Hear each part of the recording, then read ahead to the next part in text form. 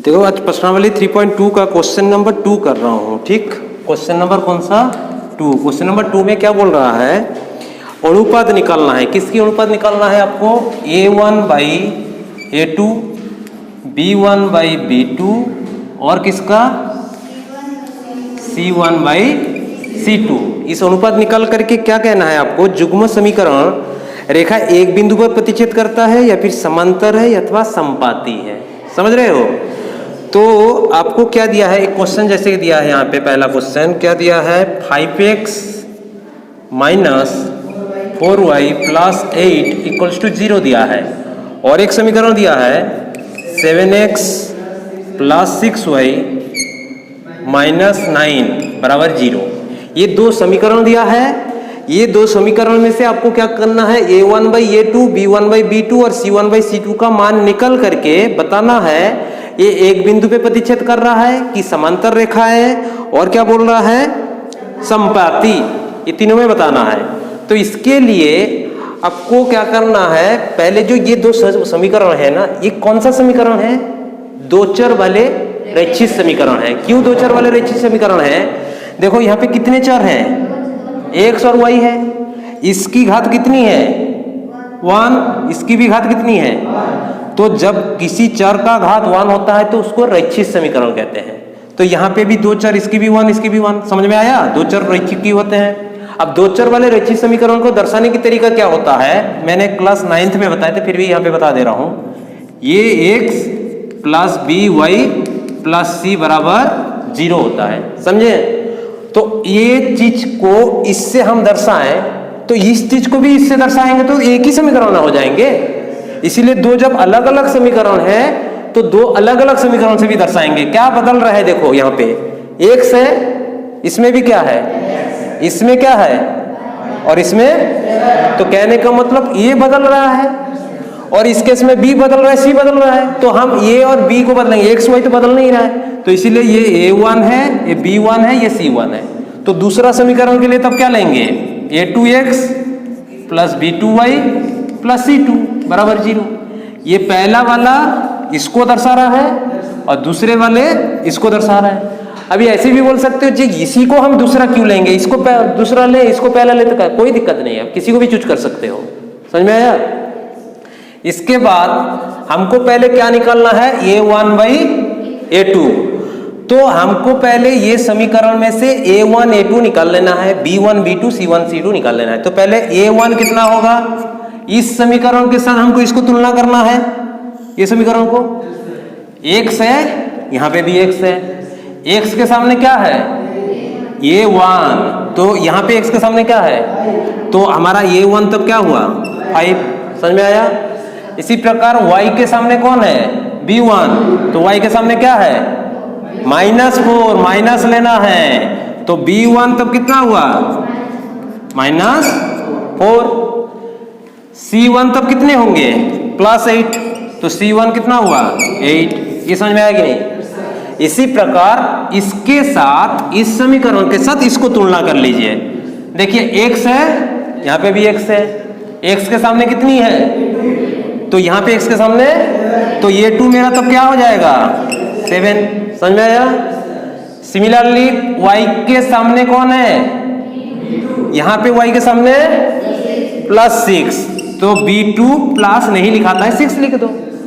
C2 तब कितने हो जाएंगे -9, C2 -9। ये समझ में आ गया कि नहीं। ये जब आ गया तो हमारा काम क्या रहेगा, इसके बाद पहले किसका निकालना है, A1/A2। तो A1/A2 बराबर कितने होंगे, A1 का मान कितनी है, A1 की जगह में कितना रखेंगे, बटे में A2 कितनी है 7। तो A1/A2 का मान कितना आया, तो 5/7 यहाँ पे कटेगा नहीं क्योंकि एक ही टेबल में नहीं है दोनों। तो A1/A2 का मान कितना आ गया 5/7। इसके बाद हम किसका मान निकालेंगे, B1/B2। तो B1/B2 = कितने होंगे, B1 की मान कितनी है देखो, तो B1 के जगह में कितना रखेंगे -4, बटे B2 का मान कितनी है, तो 6 रखेंगे। अब ये थोड़ा सिंप्लीफाई होगा तो इसको सिंप्लीफाई करना है, 2 से काटेंगे तो कितना होगा 2 और ये कितने होंगे 3, तो -2/3। समझ में आ गया। अब और एक बचा है, कौन? C1 by C2। तो C1 by C2 equals to कितने हो जाएंगे? C1 का मान कितना है देखो 8 बटे में -9। समझ में आया? तो ये भी और कटेगा ही नहीं। तो कहने का मतलब हमको यहाँ पे क्या दिख रहा है? A1 बाई A2 और B1 बाई B2 का मान बराबर आया क्या? नहीं आया। तो हमको मिल क्या रहा है यहाँ पे? A1 बाई A2 जो है हमारा क्या आया है? A1 बाई A2 क्या आया? A1 by A2 not equals to क्या आ गया? B1 by B2। ये जब भी कंडीशन हमको दिखेगा वो क्या होता है?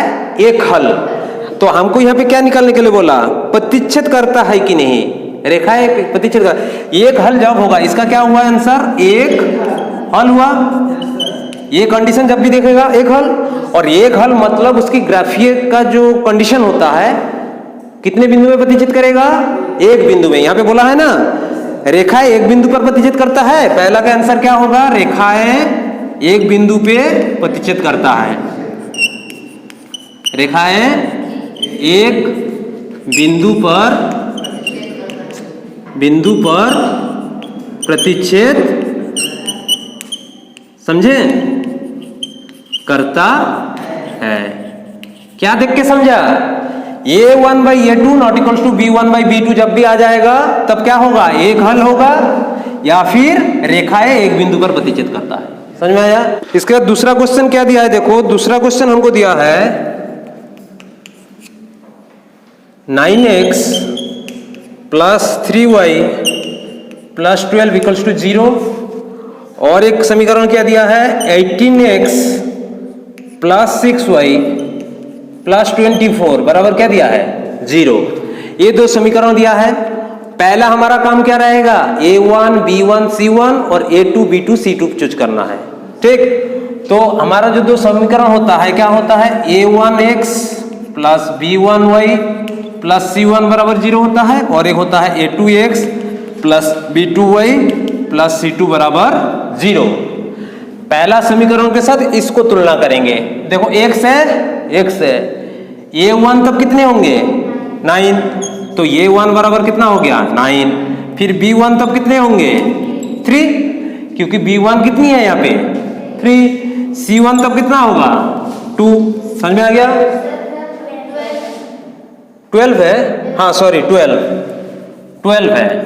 समझ में आ गया कि नहीं? अब दूसरा समीकरण A है, इसके साथ तुलना करेंगे। तो बताओ x के सामने A2 है, यहाँ पे x के सामने क्या है? 18। तो A2 तब कितना हो गया? 18। y के सामने B2 है, y के सामने क्या है? तो B2 बराबर तब कितना हो गया? 6। C2 मतलब कौन हुआ? 24। ये समझ में आया कि नहीं? इसके बाद हमको क्या करना है बताओ? A1 बाई A2 निकालना है। तो A1 का मान कितना है? 9। A2 का मान कितना है? 18। इसको जब काट देंगे 1 बाई 2। समझ में आ गया? फिर B1 बाई B2 निकालेंगे। तो B1 का वैल्यू कितनी है? 3 और B2 का वैल्यू 6। इसको भी काटोगे तो 1 बाई 2। समझ में आया कि नहीं? और लास्ट में कौन बचा? C1 by C2। तो C1 का मान कितनी है देखो 12, C2 का मान 24। तो 12 बाई 24 इसको काटेंगे तो 1 बाई 2। तो देखो तीनों केस में A1 बाई A2 का मान भी क्या आया? B1 बाई B2 का भी, C1 बाई C2 का भी। तो तीनों बराबर हो रहा है कि नहीं? A1 बाई A2 बराबर क्या आ गया? B1 बाई B2 बराबर C1 बाई C2। तीनों बराबर आ गया ना? जब तीनों बराबर आएगा, ऐसे कंडीशन दिखेगा, तब क्या कहोगे? अनेक हल होता है। क्या होता है? अनेक हल। ठीक, अनेक हल का ग्राफीय जो कंडीशन होता है, यहां पे क्या बोला है? समांतर और संपाती होगा। संपाती क्या होगा? संपाती। ठीक ना? समझे कि नहीं? क्लियर हो गया? अनेक हल पूछता तो अनेक हल बताते। अब हमको समांतर संपत्ति पूछा तो संपत्ति बोलेंगे। समझ में आया? संपाती मतलब एक रेखा के ऊपर और एक रेखा आ जाना, उसको संपाती बोलते हैं। क्वेश्चन क्या बोला है दूसरे का, तीसरा क्वेश्चन, तीसरा आपको दिया है 6x minus 3y plus 10 equals to क्या है 0, और दूसरा 2x minus y plus 9 equals to 0। ठीक, ये दो समीकरणों को किस समीकरण से तुलना करना है?